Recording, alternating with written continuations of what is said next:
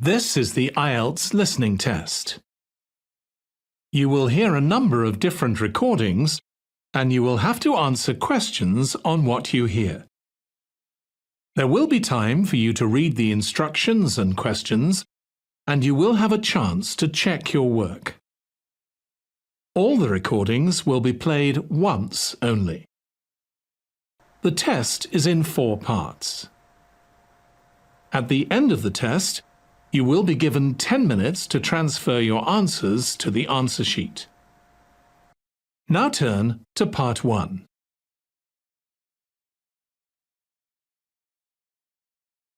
Part 1.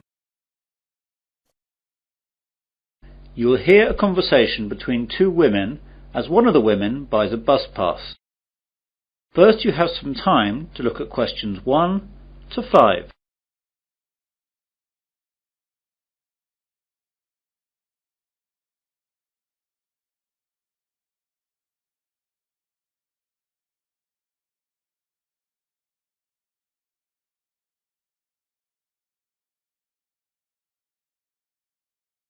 Listen carefully to the conversation and answer questions 1 to 5. Good morning, I'm here to get a student bus pass, please. Of course, madam. Do you want to buy a month bus pass, a 6-month bus pass or a year pass? Oh, just a month pass, please. Right then. I'll just have to take a few details. Yes, of course. First of all, what's your name? Natalie Jameson. And how do you spell Jameson? Jameson. Thank you. And what's your address? 45 Forest Avenue, Newlands, Adelaide. Is that Forest with 1 R or 2 Rs? Just one. And what's the postcode, please? Oh yes, it's 8490. Thanks. Now, what's your date of birth, if you don't mind me asking? Not at all, it's the 13th of May 1982. I also need to know your telephone number here in Adelaide. OK, I just need to check that as I only moved here last week. Now where is it? Here we are. It's 6249 7152. Do you need a code or anything? Oh no, that's okay, thank you. Can I see your university card, please? Yes, here it is. Good, that's fine.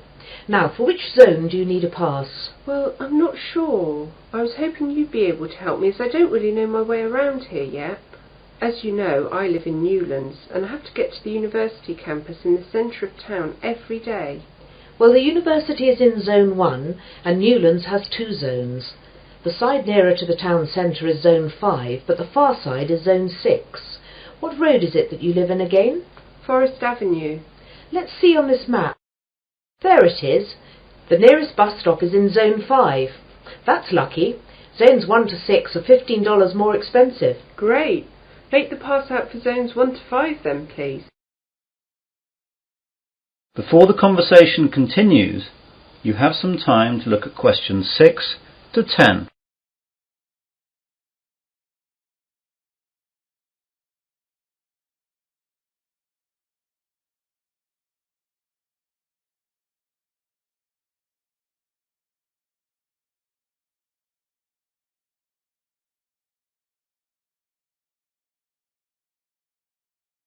Now listen carefully and answer questions 6 to 10.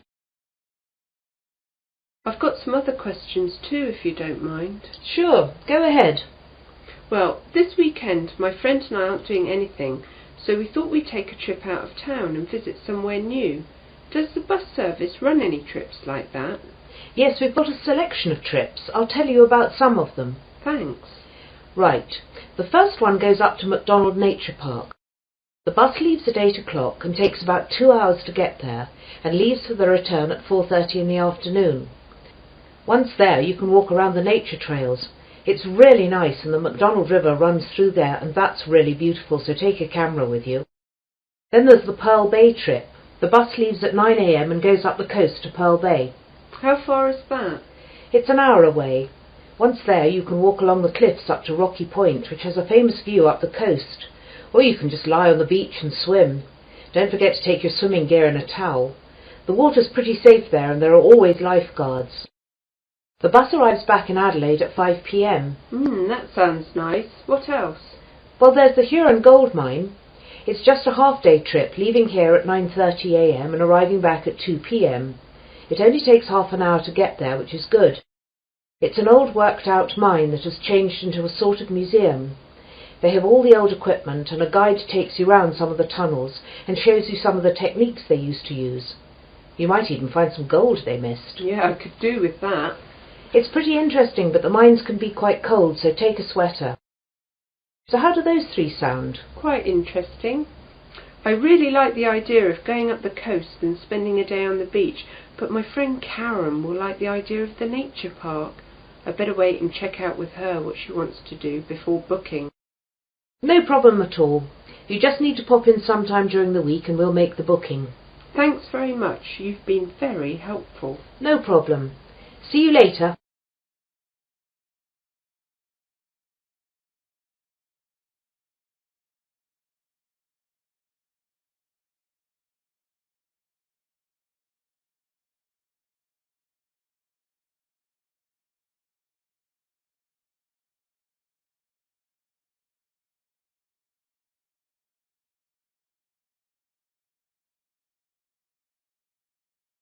That is the end of part 1.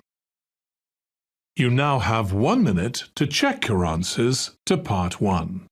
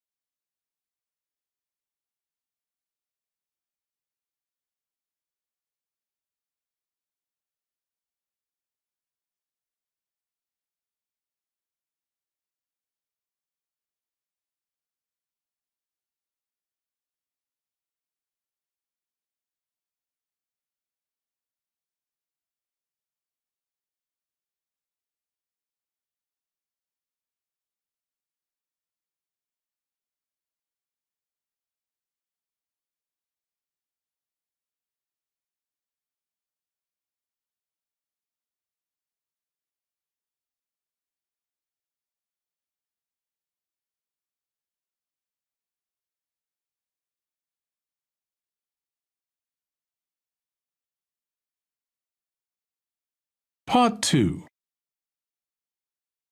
You will hear a radio presenter interviewing a man about the Sydney Habour Bridge.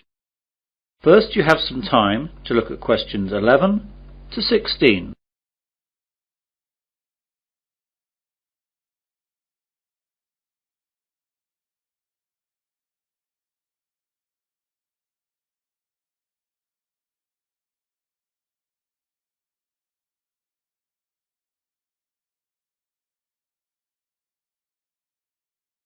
Now listen carefully to the interview and answer questions 11 to 16. Well, good morning again, everyone, and welcome to Perspective, the weekly New South Wales radio programme on subjects of general interest from our local area. Today I have in the studio Mr. George Simmons. Good morning, George. Good morning, Anne. So what are you going to talk to us about today, George? Well, for people from New South Wales, and particularly Sydney, this will be of great interest, I hope. I'm going to tell you a little about Sydney Habour Bridge. Wow, that'll be so interesting. I think so. To start with, I'd like to tell you a little about the size of the bridge. The arch span is 503 metres, and the weight of the steel arch is 39,000 tonnes. The summit is 134 metres above mean sea level, though it can actually increase by as much as 18 centimetres on hot days, as the result of steel expanding in heat.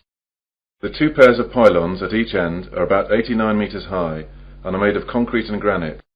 The steel used for the bridge was largely imported. About 79% came from the United Kingdom, but the rest was Australian made. The granite was quarried in Moruya down the coast, and the concrete is also Australian.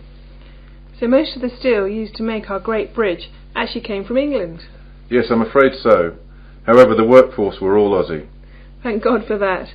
When was the bridge actually built?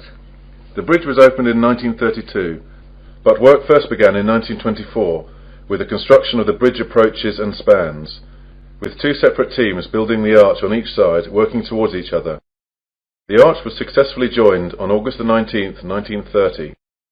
I'm afraid that working practices weren't very fair in those days, and the local government demolished 438 homes, which were in the way of the approaches, and as many as 800 families living there were displaced without compensation. The standards of industrial safety were inadequate too. 16 workers died during its construction, mainly from falling off the bridge. I didn't realise that. Yes, the bridge was formally opened on the 19th of March 1932 by the Premier of New South Wales, Mr. Jack Lang. When it was opened, it was the longest single-span steel arch bridge in the world, and it was one of the greatest engineering masterpieces of its time. Several songs were also composed in advance for the occasion, but these have now largely been lost or forgotten. However, 3 postage stamps were issued to commemorate the opening of the bridge, and these still exist. One of these stamps, with a face value of 5 shillings, is now worth several $100s today. You now have some time to look at questions 17 to 20.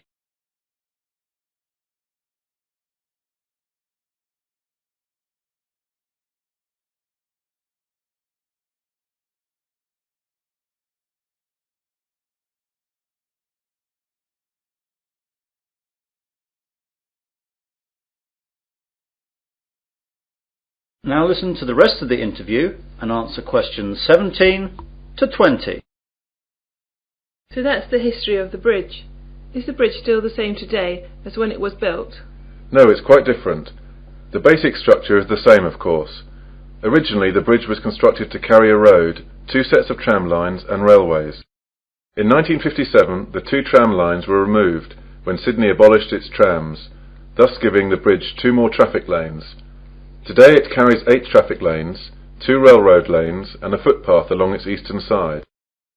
One of the eastern traffic lanes is now a dedicated bus lane. The bridge is often crowded, and in 1992 the harbour tunnel was opened to help carry the traffic load. More than 160,000 vehicles cross the bridge each day. Before the harbour tunnel was opened, this figure was as high as 182,000, and would be much higher today if it were not for the tunnel. Pedestrians, horses and push bikes are not allowed on the bridge anymore. Wow! The bridge actually carries that much? Oh yes.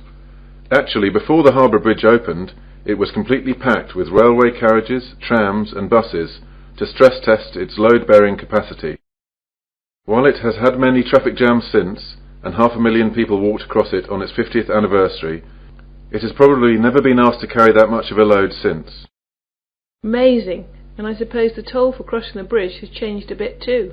I'm afraid so. The initial toll charged for a car was 6 pence, while a horse and rider were charged 3 pence.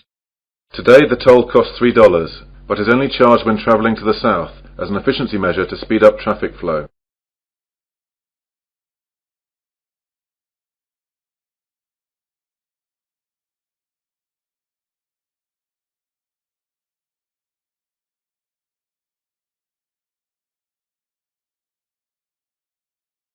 That is the end of part 2. You now have 30 seconds to check your answers to part 2.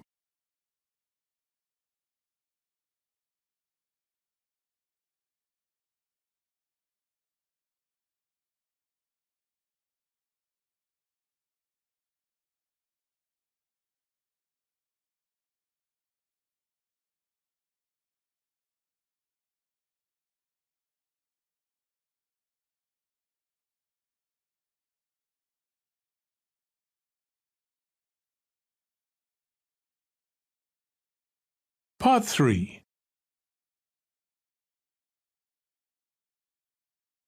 You will hear 3 students discussing a survey they are going to do. First, you have some time to look at questions 21 to 27.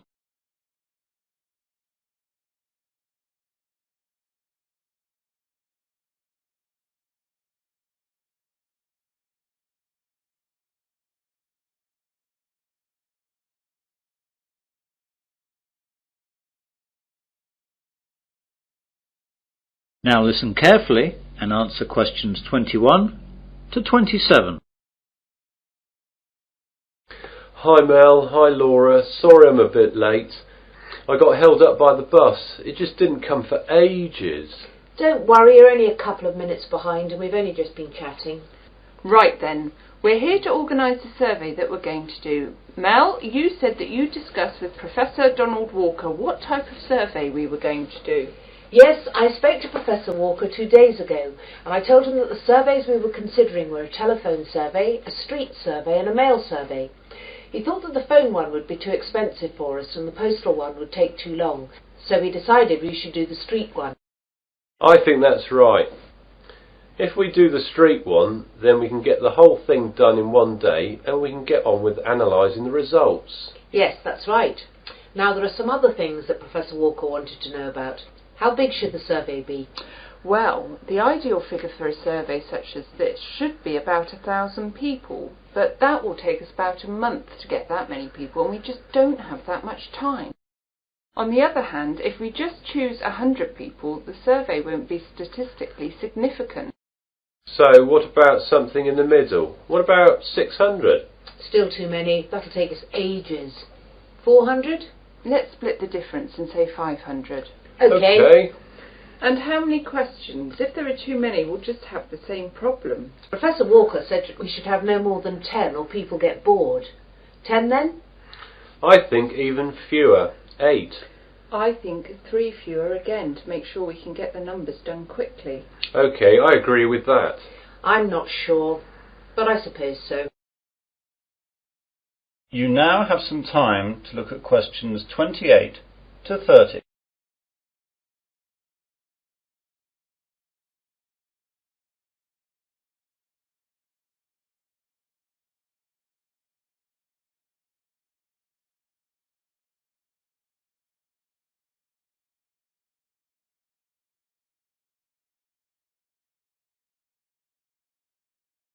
Now listen to the rest of the discussion and answer questions 28 to 30. Now, Professor Walker asked where we were going to do the survey. Does he want to avoid that area then? Probably. Now, we can either all stay together or split up and do different locations. Well, if we split up, then I think we've got a better chance of getting more people surveyed. Yes, I agree with Laura. OK. Now, I made a list of the possible locations in Wesley where we could station ourselves. There's the town square, at the entrance to the train station, at the university cafeteria, outside Dobbin's department store, on the corner of the High Street and College Road, the bus station and the corner of High Street and Wilkins Road. What do you think? I think the square is great, but the people at the train station will be travelling and often in a hurry. I agree with all of that, and I think the bus station will have the same problem as the train station. OK, that's those 2 out then. I think the other ones in town were good too. The cafeteria will have too many students, and that will create too great a bias to our survey. We need a good cross-section of the population, and anywhere too close to the university won't give us that. Laura's right. So, out of the other town ones, I think that the 2 on the High Street corners are good. I don't agree. The High Street corner with College Road would be good, but the corner with Wilkins Road is too far out. Not enough people will come by there. Yes, Mel's right there. We should use Dobbin's department store instead. I can see your point. OK, that's settled then. All 3 of us will be stationed in town then, but not the Wilkins Road position.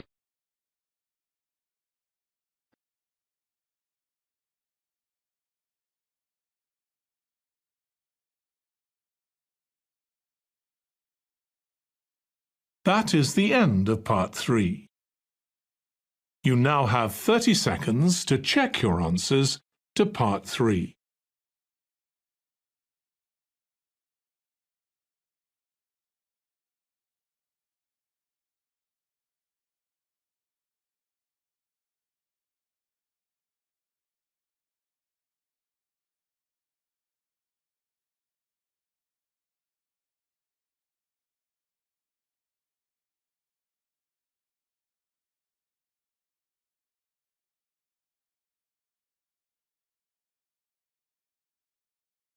Part 4. You will hear part of a further education marine biology lecture. First, you have some time to look at questions 31 to 40.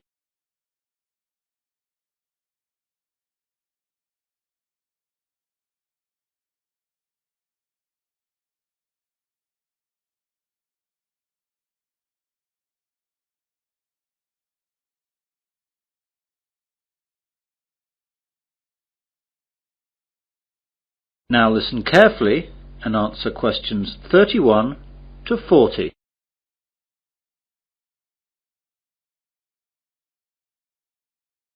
Good morning everyone, and welcome to this further education lecture on marine biology. Today we're going to look at the coelacanth. The discovery of the coelacanth has been compared to finding a dinosaur walking around today over 85 million years after it went extinct. The story began a few days before Christmas in 1938, when the first living coelacanth was discovered off the east coast of South Africa at the mouth of the Chalumna River. The fish was caught in a shark gill net by Captain Goosen and his crew, who, recognizing the bizarre nature of their catch, alerted the local museum in the small South African town of East London. The director of the East London Museum at the time was Miss Marjorie Courtney Latimer, after whom the coelacanth was eventually named. Miss Courtney Latimer offered bounties to fishermen for unfamiliar fish. It was Miss Courtney Latimer who alerted the prominent South African ichthyologist Dr. J. L. B. Smith, who initially identified the fish, and subsequently informed the world about this amazing discovery.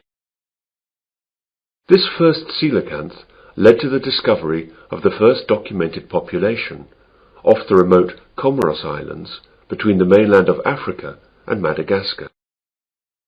For 60 years, this was presumed to be the only coelacanth population in existence.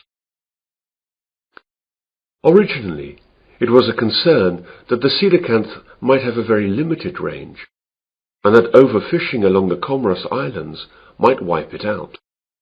However, scientists were amazed when, on July the 30th, 1998, an American scientist discovered a coelacanth population in Indonesia.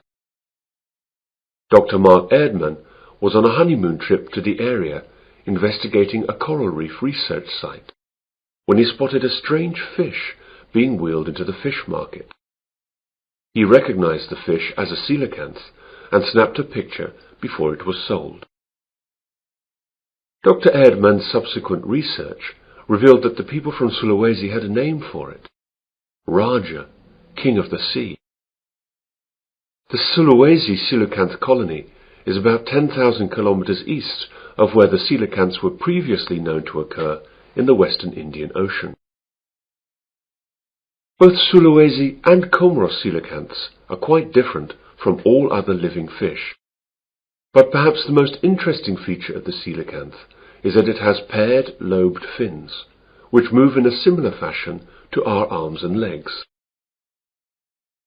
Coelacanths also have an extra lobe on their tail and a vertebral column that is not fully developed. They are the only living animal to have a fully functional intercranial joint, a division that separates the ear and brain from the nasal organs and eye, and allows the front part of the head to be lifted when the fish is feeding.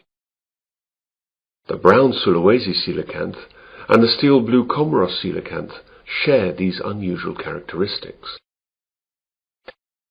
The discovery of the coelacanth in 1938 is still considered to be the zoological find of the century. This living fossil comes from a lineage of fish that was thought to have been extinct since the time of the dinosaurs.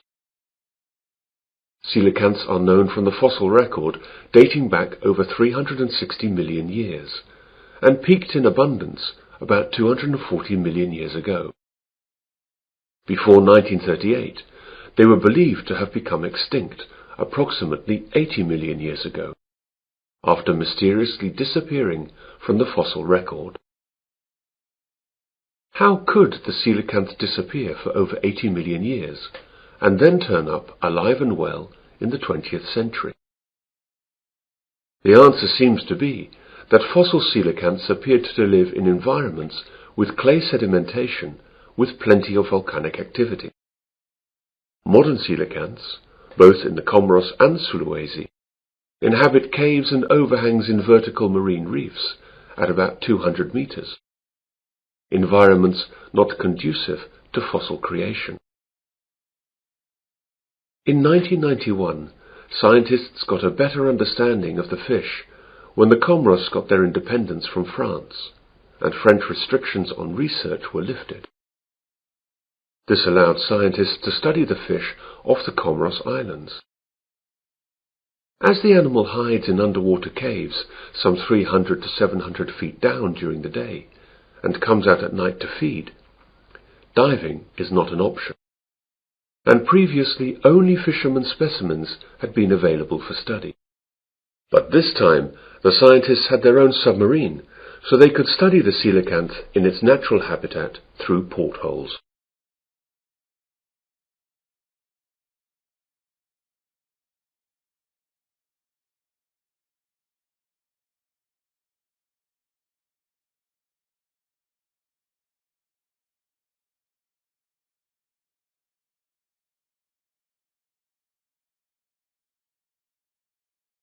That is the end of Part 4. You now have 1 minute to check your answers to Part 4. That is the end of the listening test. In the IELTS test, you would now have 10 minutes to transfer your answers to the answer sheet.